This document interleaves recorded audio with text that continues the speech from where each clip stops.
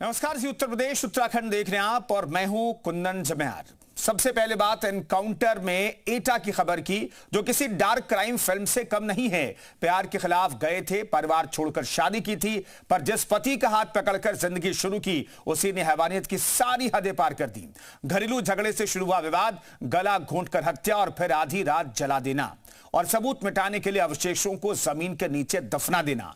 हैरानी की बात यह है कि 11 दिन तक कातिल पति ऐसे घूमता रहा जैसे कुछ हुआ ही ना हो, लेकिन सीसीटीवी की एक झलक ने पूरा राज खोल दिया और पुलिस ने सच्चाई का वो चेहरा देख लिया जिसे सुनकर भी रूह कांप जाए। देखिए प्यार, झूठ और खौफनाक षड्यंत्र की यह पूरी कहानी।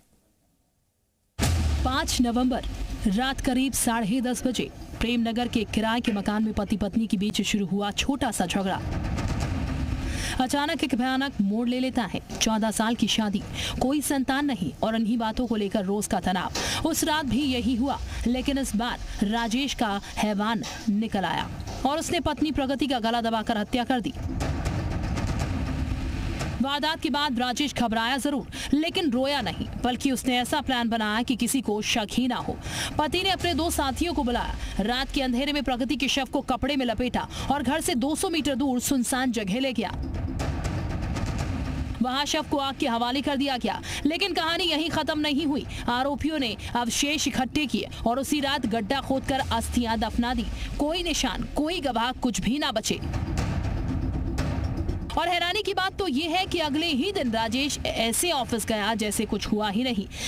11 दिन तक वही रूटीन, वही काम, वही मुस्कुराहट। पड़ोसियों को 1% शक नहीं हुआ, लेकिन राजेश एक बात भूल गया था, सीसीटीवी कैमरे। पड़ोसियों ने एक बार रात रिकॉर्डिंग चेक की और उनके होश उड़ गए। फुटेज में राजेश और उसके 2 साथी जले हुए शव के अवशेष ले जाते दिखे।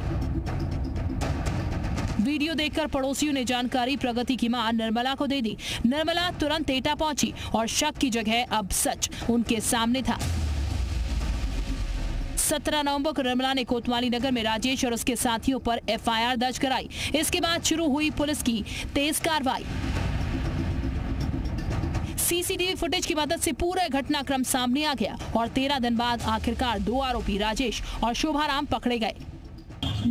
सराय जवाहरपुर पड़ता है, थाना रिजौर के अंतर्गत। वहाँ ले जाकर के रात्र में ही उसको जला करके और डिस्ट्रॉय कर दिया। राजेश प्रताप सिंह और राजू जो कि मुख्य अभियुक्त था, और शोभाराम पुत्र भोपाल सिंह जो कि इसके गांव सराय जवाहरपुर का निवासी है। दोनों को गिरफ्तार कर जेल भेज दिया गया। बाकी भी 4 लोगों के कार्रवाई करके, विधिक कार्रवाई करके आरोप पत्र प्रेषित किया जाएगा सभी के विरुद्ध। शोभाराम की निशानदेही पर पुलिस ने उस सुनसान जगह से अस्थियां और कपड़े बरामद किए। आरोपी ने कबूल किया शव को पूरी तरह खत्म करने के लिए उसने ये सब किया था। जिस प्यार की कहानी कानपुर की कोचिंग से शुरू हुई थी, वो 14 साल बाद एटा में एक खौफनाक अंत पर खत्म हुई। सवाल ये नहीं कि राजेश ने हत्या क्यों की, सवाल ये है कि 11 दिन तक उसका ज़मीर क्यों नहीं जागा, क्यों वो ऐसे घूमता रहा जैसे कुछ हुआ ही नहीं हो।